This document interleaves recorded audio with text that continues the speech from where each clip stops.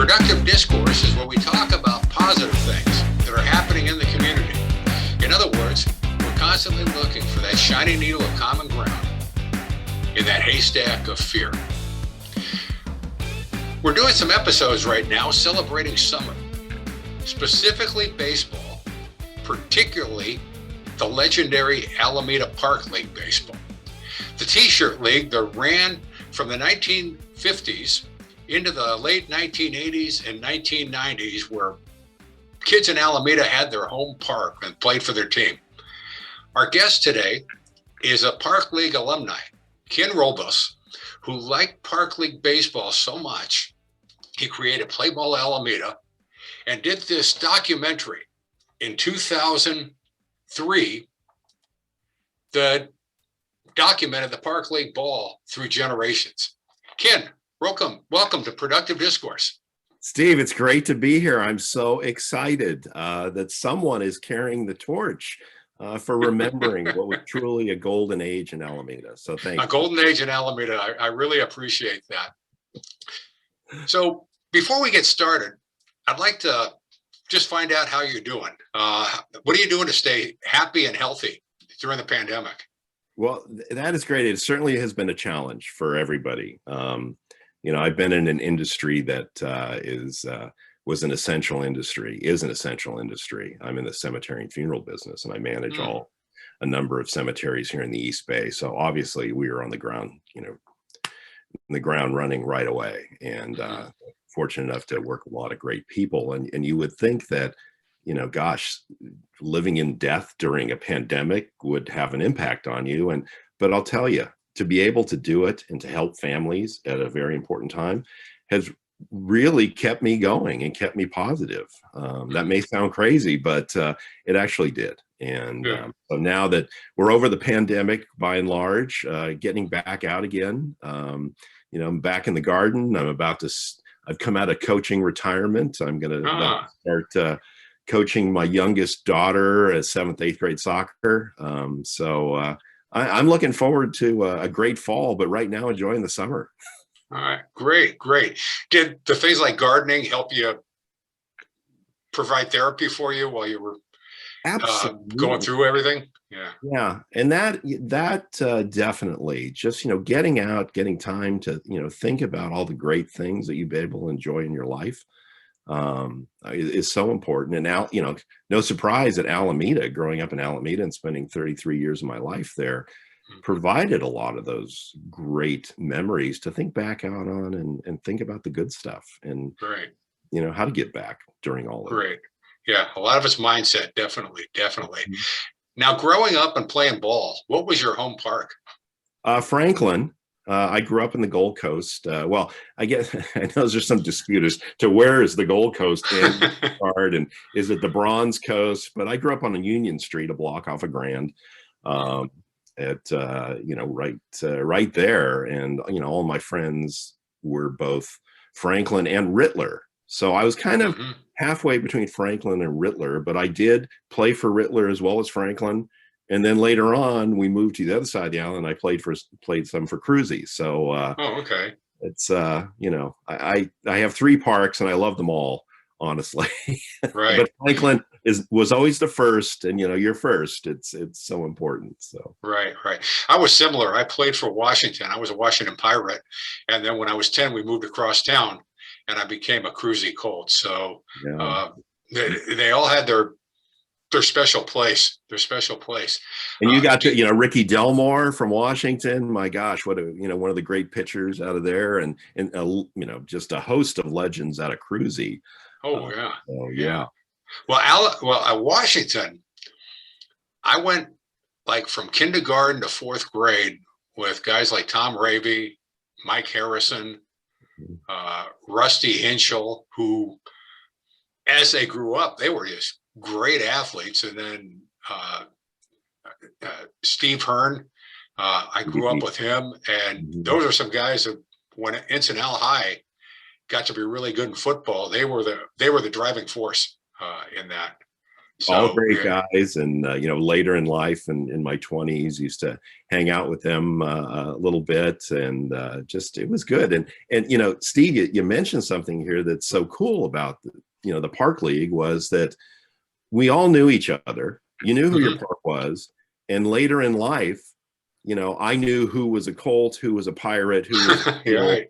and we still identify by that to this Right, day. right.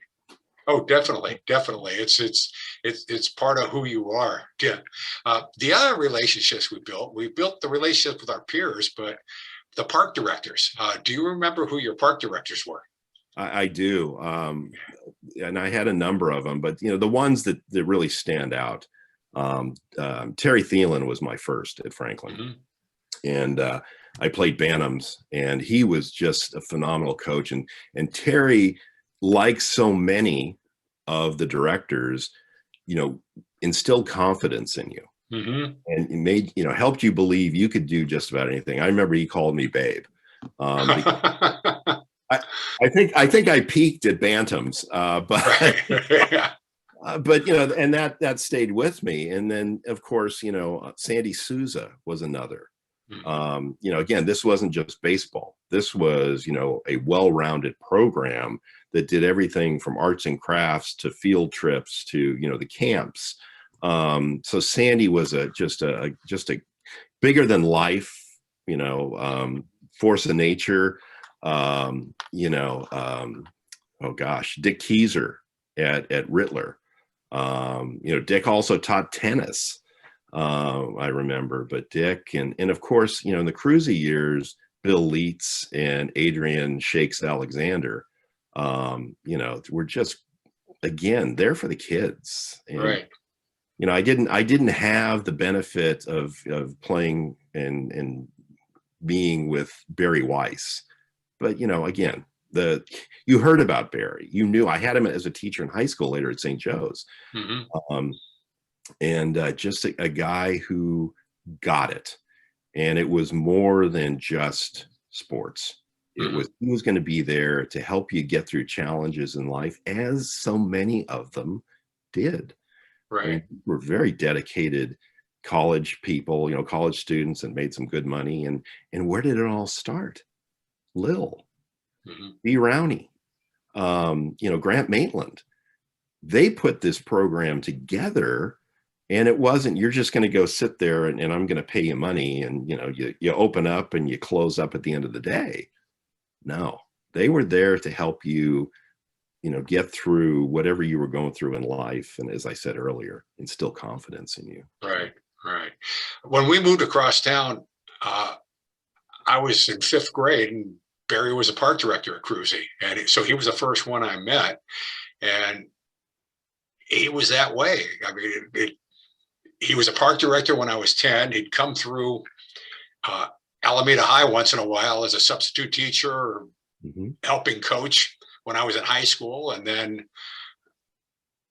as I went through college and started a family, I would still see him around town, and just an extreme positive force. And then the relationships with the kids we grew up with, there's so many. I saw Phil Kamisha last week. He was driving the car and he was talking about Park League and the podcast. And Uh-huh. then, Mike Cooper lived right up the street from Cruzy Park. And 30 years after the fact, my son became a chef and he ended up working for Mike and Yanni at the 1400. And it's just Oh yeah, how everything goes. It's just the relationships are unbelievable. So, they uh, are. And uh, Barry, another thing about Barry, and I have, Barry's passed on now. It's such a great right. loss to the community. But I remember telling him a long time ago, I said, Barry, I have to credit you for teaching me how to learn. And, you can go to school and you can memorize a bunch of stuff and you can absorb and you can pass tests and move through life. But he was the first teacher who I credit with breaking through with me. Hmm. Just so I got something out of the school work. Right. I didn't get bad grades or anything, but it was just he was the first one. And then going into college, it was that same approach to learning that Barry instilled in me that made a huge difference. Right, So, right. you know. The difference he made with me was in the preparation. When I was in fifth grade, I didn't know what the running was all about. You know, to run around the backstops. I didn't know what the calisthenics were all about. I just wanted to play ball.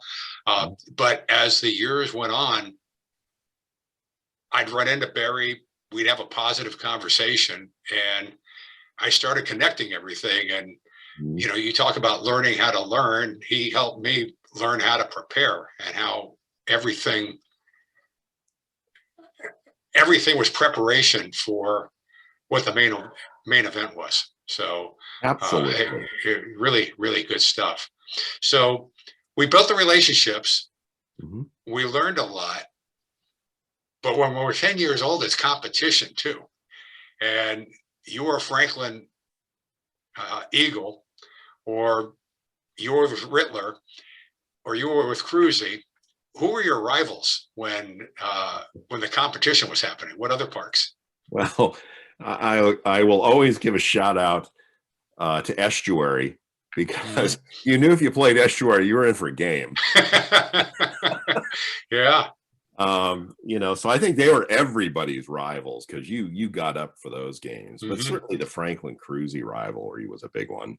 You know, there were years where Franklin was just had a, you know, again, you had a lot of great athletes, and Cruzy never seemed to slack. It seemed like they were great athletes year after year after year after year. Right. So, you know, it's hard. No one sticks out in my mind, because, you know, it was just, we're here to win, and, you know, and do everything you can. And, you know, the road trips, which meant you got on your bike and you rode, you know, for what seemed like days to Godfrey, right. You know, with your bat and your glove, and, you know, this caravan of stingrays going, you know, across town, which was, you know, think about that today. Would you send your kids out, you know, would you send your fourth grade kids out on a bike to go cross town, unchaperoned? No. That was the whole thing. I mean, my wife and I raised our son with Alameda Little League, and Alameda Little League is great. And we had great experiences, but everything was run by the parents, and the parents got the kids there. They made all the rules. They created all the games. And that, I love the way you described the caravan of stingrays.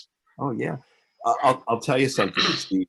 When my youngest son was playing ball, and he played pony ball, and went through all the years, and I remember very early, I took the whole group out, and I said, I'm going to teach you how to play pickup baseball.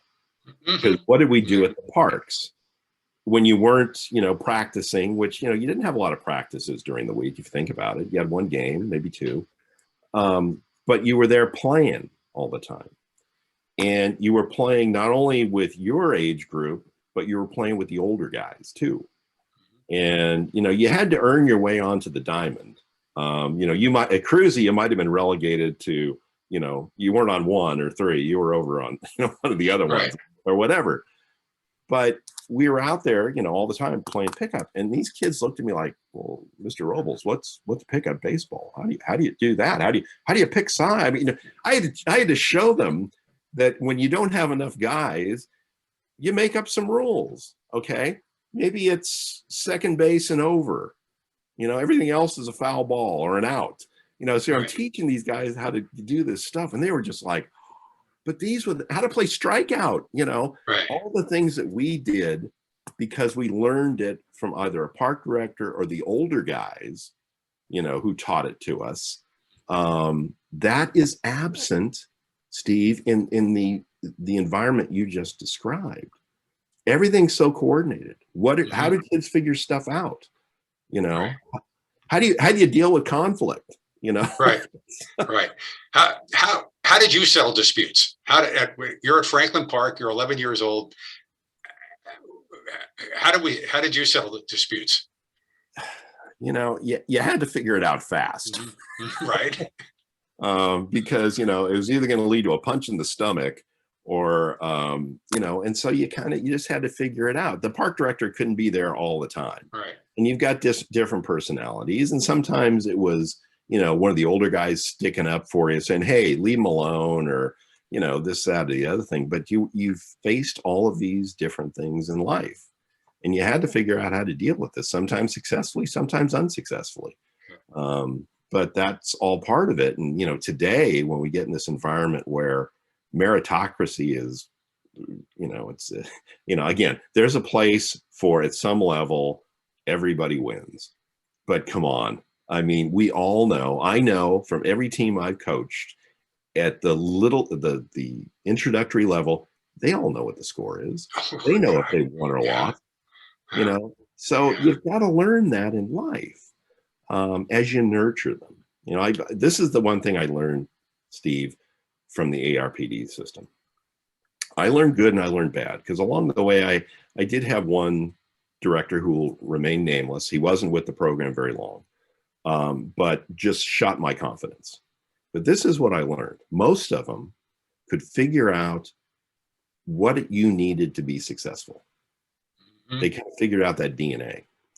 And I have applied that as I've coached all these years in whatever sport, because every kid has to be coached in a certain way for them to be successful. I think by and large, and I'm sure you experience this yourself, those coaches, and a lot of times the older guys you played with, yeah, they give you the biz, but they were there to help you be successful. Because if you were successful, that team was going to be successful. Right. So, anyway, it's all about learning to work things out, learning by observing people, and it's a thrill if you're a 14-year-old kid and you realize that somewhere or another the 9-year-old is learning from you. That's pretty powerful. Yes. So it's a lot of life lessons. And back to this disputes, the other interesting thing is, whatever the dispute was, the goal was to figure out how to keep playing. So if the dispute was so bad that the whole game blew up, you couldn't let that happen. So the dispute, you were going to find some common ground. Yeah. And the dispute was going to be settled, even if there might be one little sock in the stomach. Yeah. It was going to work out. Yeah. So, and tomorrow was another day. Right. And yeah. So Steve, you're absolutely right. There was none of this, I'm taking my ball and going home. No. Because if that happened, well, you just went over to the park director and say, hey, can we have another baseball? Can we have another baseball? Right. So, yeah, but the goal was to keep the game going. If there was somebody you didn't care for too much, well, it was okay, because they were part of the reason there was a ball game going on, and that was the whole idea. So, yeah, so that's good stuff. Now, the other thing is, each park had their culture, and each park had their really good players, but you'd hear about people in other parts of town. Your rival might have been the Estuary Rams, and there might be a kid on the Rams that was pretty good. Or you played for Franklin, and there might be a guy on Cruzy that was pretty good. Was there anybody, when you're in midgets or Little Coast, and you're the guy you're hearing about, and finally one week you're playing a game against his team? Yeah, there's one guy in particular. And, so again, on the West End, you had a lot of kids who were Navy kids. And so they may not have been there for 5 years. They might have been transferred out with their parents or whatever. But there was one pitcher on Woodstock Seals. And his name was Henry. And I can't remember his last name. But this guy just threw bullets. And he was bigger than anybody.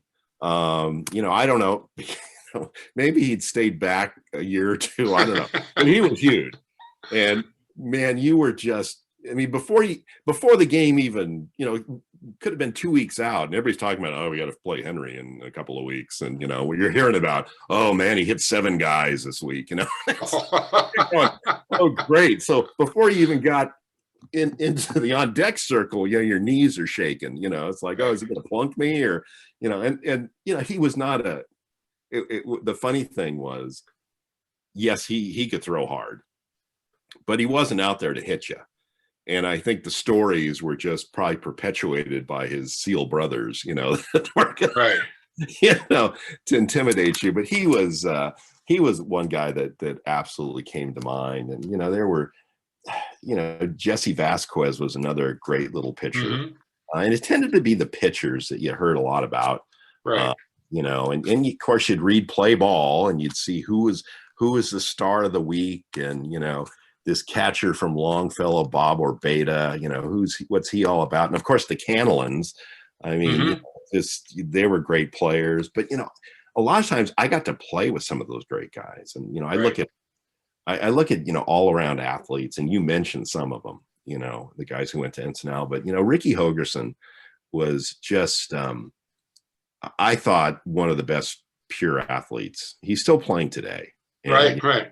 He's had more surgeries than Frankenstein, but he loves the game, and he's a good guy. And he was also one of, you talk about settling disputes. He was one of the guys who took care of other people. He would step in if you were overmatched in a conflict, and just because he cared about you. He cared about people. And but oh yeah, I mean, it just Ricky Delmore, I mentioned him earlier. What a great pitcher he was. Just Don Dutcher. I got to play with Dutcher. When I played for Rittler, I got to play with some Alameda football guys. I played with Coop. And this was actually played with Coop in basketball for Rittler, but baseball side with the Ironside brothers. Right. Mark was the one that I was in high school with. He was one of the guys we heard a lot about. He was a great athlete, and then great high school football player. Yeah. So the Ironside brothers, Don Dutcher, just all these guys that I don't know nobody was ever in fear of facing me. I can say that. I think I can count all of my extra base hits on one hand. So, of course, they're all epic shots, but. Oh, yeah.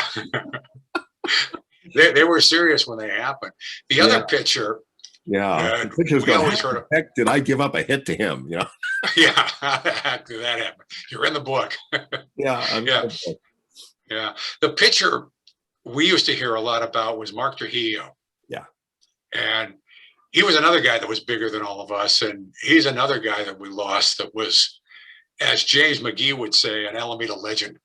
Definitely. But he was a great athlete. And then another guy my son played for 30 years later when he was going to high school at Encinal High.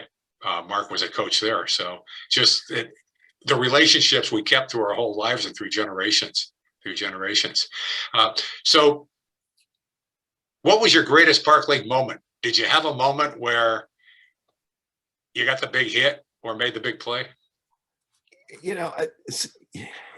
Yeah, it was one of those, extra base hits.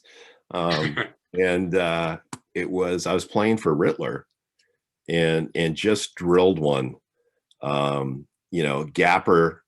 And I think it was a triple. And just, and it was, I can't remember who we were playing, but why I remember it is because my teammates were just like, and especially the Ironsides, they were just like, yeah, that was awesome. Because, they didn't expect a lot out of me. So when I got that, it was just great, and they were, again, encouraging. I think that's why I remember it. But this other moment, which had nothing to do with playing baseball, but my first T-shirt. I remember with, it was 50 cents to play and you got your shirt. And I remember, going to Franklin, and Terry Thielen pulls out the box and out comes. These are the shirts. Here it is. And I was like, wow. Yeah. And, you wore that thing with pride. And so that was, it had nothing to do with my actual performance on the field, but that was a big deal. And it was a big deal every year. Yeah.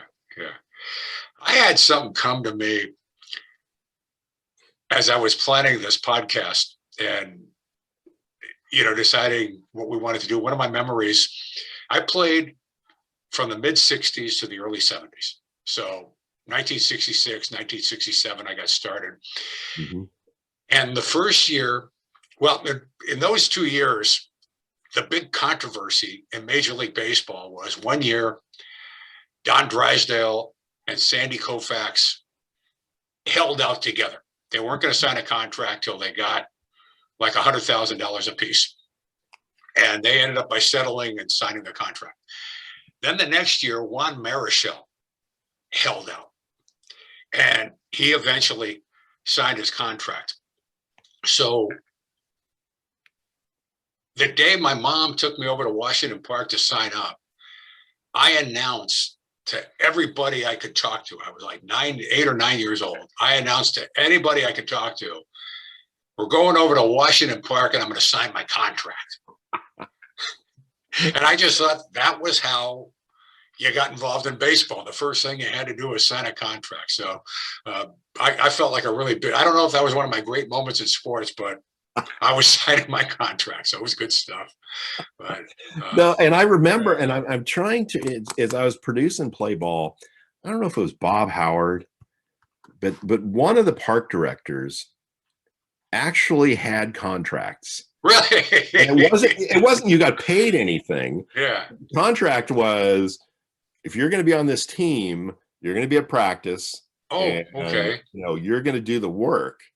So, and I'll have to go back and I don't know if it made it to the final cut in Play Ball, but I vividly remember that. That was kind of cool. That's good. That is, and that's ahead of his time. I mean, that's a management style that kind of started during my career, maybe in the 90s, right? Yeah. Where people would have their employees sign a contract, or I know when my son was going to school, sometimes the teachers would have the students sign a contract. But I think the 1960s was probably he was probably really ahead of his time. I think he was. Bob went on to be a great educator, and he coached varsity basketball over at St. Liz. So yeah, I think he was. But again, where did that come from? That came from Lil. It's like his directors weren't going to sit around. His directors were going to do their job. And I think he just said, wow, I'll cascade this to some of my players. Interesting. Yeah. Life lessons. Exactly. Yeah. Exactly. So this has been fun, but I have to ask you the big question. What you described how much fun you had and the joy you got from Park League baseball, but was there anything else that led you to develop Play Ball Alameda? Yeah, well, that's a great question, Steve. So there's a couple of things. One is, I got so much out of the program that I wanted to give back. And as we said earlier, we identified by what park you played for. And there were, communities. So I think the most brilliant thing that the founding fathers of Alameda ever did is they put a park in essentially every neighborhood. There's the story of the California missions. They were all a day's hike or march between each other. Well, you didn't have to go far to get to another park, and they were everywhere. And the community around it is, I think, what was kind of this structure behind everything, because you looked at like Longfellow. They had family picnics and barbecues all the time. Right. Franklin, the same type of thing. Not so much because it depended on really the park. Did they have the facilities? But there was this sense of community that was so in line with Alameda's sense of community. By and large, now granted, there were, I don't think Alameda was not perfect by any stretch of the imagination, but there was a time when that just integrated community was so important. And we got to enjoy that. So that was one of the reasons I thought there's a deeper story. the other thing is, we've been talking about baseball, but I played a lot of basketball as well on those teams. And especially, after, high school, if you weren't a varsity player, you could play ARPD basketball. And that was great. So, I played with Coop and Rudevotes and Randy Little and Ironsides and all those guys again. So, it was like multiple sports. I never played flag football, but, there were lots of things going on. Arts and crafts, the field trips, going to the Giants game. That was a big deal. There was a guy by the name of Spire, who would make an appearance back at Franklin every once in a while. And, my cousin is friends with Chris to this day. And Chris doesn't remember this story, but I remember it. Chris came down one day and gave us all some chewing tobacco. I think it was a Red Man, but he didn't tell us you don't swallow it. So we're all like chewing away, and he got the biggest roar out of one by one. We're running to the restroom throwing up because he didn't say don't swallow it. It was we're thinking, wow, we're ball players. We've got chewing tobacco. So it's 2021, and that story shows up on ESPN or on Twitter. What happened? Oh boy, that's going to be something. Oh yeah, but it's just all of the great stuff in the camp program. Oh, the camp program. Yeah. I worked for the ARPD in high school, and then my summers were spent as a camp counselor. So again, just and I had participated in those programs too, and the swim programs. Just so much, and play ball touched on the community aspect, but I think at the end of the day, this was one of the things that wove the sense of community for Alameda. Yeah, I've got one picture, well, not one mental picture of Chris Spire. I was a freshman in Alameda High in 1971, and he was a rookie, and the Giants won the Western Division. And I've got this mental picture in my mind. He's a kid that grew up in Alameda. He played Park League ball. And on the last game of the baseball season in San Diego, he's at shortstop. He looks over his left shoulder, and Willie Mays is in center field. Juan Marichal throws a pitch. The ground ball is hit to him. He throws it to Willie McCovey. The Giants just won the Western Division. They're jumping all over each other. I mean, you don't have to do anything else in your career if you grew up in Alameda, right? That's it. Yes, you are, thousands, hundreds. I mean, this is one of our own. Yeah. He grew up in the house right across the street from Franklin Park. Right. His brother, it just, and then you add to that, the following week, he's playing the Pittsburgh Pirates in the playoffs with Willie Stargell, who's an alumni, and they were playing for the right to play the Baltimore Orioles, who had Kurt Moten, who I don't know if he played Park League baseball, but he played with Stargell at Intanel. Yeah. So I mean, it's just we've got quite a history here. We inducted Kurt Moten. We had an All Parks reunion. Oh, I can't even remember what year now. After play ball, and I started the Park Rat Hall of Fame, and Kurt Moten was in that. Now, it wasn't that he was a Park Rat per se, but he played at Washington Park, and that's just you step on the diamond there, you're automatically a Park Rat. Right. And his family flew out that day for this recognition, which to me was, holy cow, it meant that much to the family. So clearly Kurt must have mentioned it in his life, going down to the parks and playing, with Stargell and Harper and those guys. Right. So now that a great memory, Steve. And he'll always be the Alameda Rifle. He'll always be that guy. And even though I ran to the bathroom and had to throw up, he'll always be, one of my heroes. Right. But it's good stuff. And we've got some legends. You mentioned Harper. Yeah, there were three on that Incinel team: Willie Stargell, Kurt Moton, and Tommy Harper, who was a great player in the major league. So, I mean, just unbelievable. Who we you had. remember the awards dinners, Mm-hmm. and the guys who used to show up for that. I mean, you always had somebody from the Giants. Spy showed up. You had oh gosh, I think John D'Acquisto. Oh gosh. We'd get guys from the A's. We'd get Paul Lindblad. Yes. I think, oh boy, Lou Krause might have showed up. But yeah, we'd get some guys from the A's, and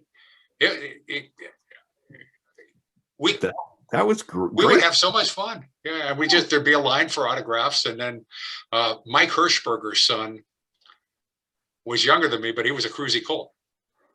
So Mike would show up for some of the games, and he'd sign autographs. But yeah, I don't remember. I remember Mike Hirschberger. I don't remember his son, but Vida's son Derek, I think.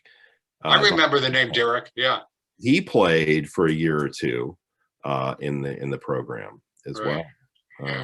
So Community. So it was good stuff. So, so what's next on your bucket list? You talked a little bit about gardening and coaching. Yeah, well, the coaching, but I also touched a little bit. I think that if I were, producing a documentary, I mean, it takes your heart and soul, and to this day, I have a hard time watching it because from a production quality perspective, I go, oh man, I should have done it differently or whatever. But the Alameda Camps program, we just touched on it, but holy cow, again, co-ed. And we cannot forget the Park League softball program either, because, oh boy, did I hear about it from Cindy LaCroix and others. Where's the softball? That was part of the program. It was like, oops. So that's right. But again, the camp program. If I ever get the desire to produce something else, it would be focused on that, because that was just another great program. Again, B. Rowney, another one of her ideas, and Grant Maitland and Lil. And Lil was a baseball guy, but he made sure those programs were well rounded. Oh, there was something for everybody. Was something for everybody. Yeah. So maybe that, but I still have the Facebook group, Play Ball. There's although I haven't been keeping it up, the blog, Play Ball Alameda, and that one is, I'll just really quickly, I wanted to get every kid who ever played Park League ball to let me know so they could be on the honor roll for their park. And I forgot that the final number that I left it off with, but oh man, and the excitement that it was like, well, I played for McKinley. Why isn't my name on there? It's like, well, right. Thanks. There were only so many, play ball editions. You'd go through the Times Star, and that's something we didn't talk about. The ARPD, all of their records were put into boxes when they moved out of their city hall headquarters, and they were out on the base somewhere.